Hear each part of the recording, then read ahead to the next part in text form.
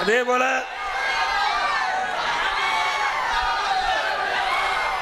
திரு ஸ்டாலின் பேசுறாரு, எடப்பாடி பழனிசாமி இந்த தேர்தலோட முடிஞ்சு போயிடுவாருங்கிறாரு.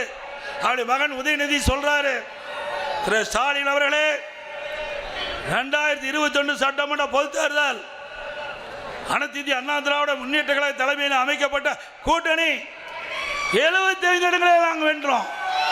75 இடத்துல வென்றோம்.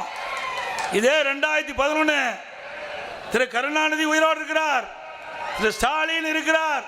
அந்த காலகட்டத்தில் எதிர்கட்சி வரிசையில கூட உங்களுக்கு அந்தஸ்து கிடைக்கல. கிடைச்சதா? மாண்புமிகு அம்மா மறைஞ்சிட்டாங்க. மாண்புமிகு அம்மா மறைவுக்கு பிறகு காலகம் எத்தனையோ சோதனையை சந்திச்சது.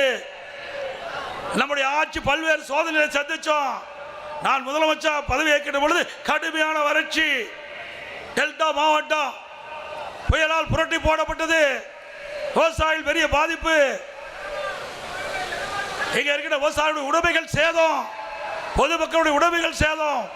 பிறகு கொரோனா, ஓராண்டு மக்கள் வெளியில வர முடியல.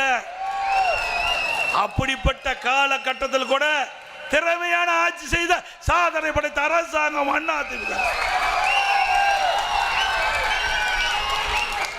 இப்ப திரு ஸ்டாலின் முதலமைச்சரான பிறகு வறட்சி வந்ததா, புயல் வந்ததா, இல்ல கொரோனா வந்ததா?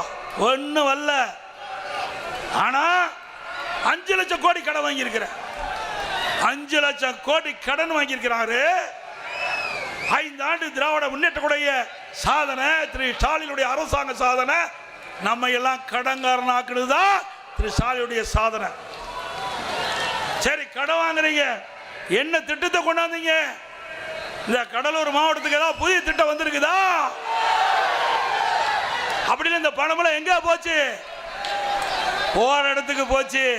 மீண்டும் அதிமுக ஆட்சி மக்கள் துணையோடு மலரும். முறைகேடாக சென்ற நிதிகள் எல்லாம் பெறப்படும், கஜானா நிரப்பப்படும். அப்புறம் தேமுதிக தலைவர் மரியாதைக்குரிய மறைந்த திரு விஜயகாந்த் அவர்கள் நம்ம கூட்டணியில் இருக்கும்போது ஒரு பேச்சு, கூட்டணி இல்லாத ஒரு பேச்சு எப்பவும் பேசுறதில்லை. ஆனால் அதில் ஒரு கருத்து சொல்கிறாங்க. யாரோட போய் கூட்டி சேர்ந்துருக்கிறாங்க? திராவிட முன்னேற்ற கழகத்தை பகிரங்கமாக எதிர்த்தது தேசிய முற்போக்கு திராவிட கழகம். திமுக கடுமையாக எதிர்த்தாங்க. இன்றைக்கு வடிவேல் அவர்கள் திரு கருணாநிதி மேடையில் இருக்கும்போதே கடுமையாக பேசுறார். திரு விஜயகாந்த் அவர்களை கொச்சப்படுத்தி பேசுறார்.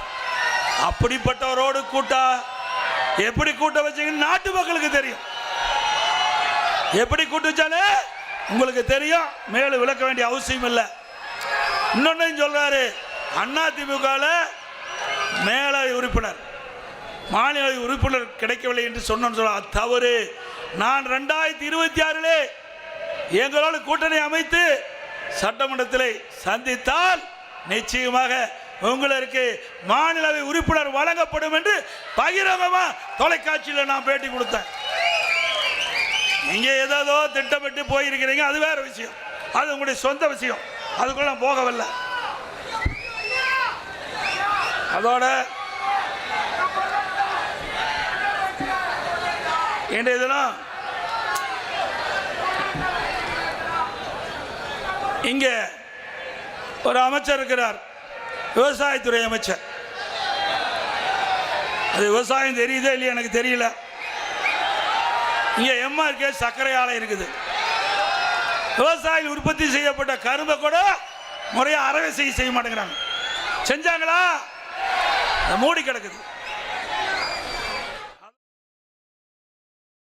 சட்டமன்ற தேர்தலில் கடலூர் மாவட்டத்தில் போட்டியிடும் அதிமுக மற்றும் கூட்டணி கட்சி வேட்பாளர்களை ஆதரித்து அதிமுக பொதுச் செயலாளர் எடப்பாடி பழனிசாமி பிரச்சாரம் மேற்கொண்ட காட்சிகளை நாம பார்த்தோம். இனி செல்லும் இடமெல்லாம் செய்தி. தந்தி டிவியின் வாட்ஸ்அப் சேனலை ஃபாலோ பண்ணினா செல்ல இருக்கும் இடமெல்லாம் செய்தி. இதோ QR கோட், இப்பவே ஸ்கேன் பண்ணுங்க, ஃபாலோ பண்ணுங்க.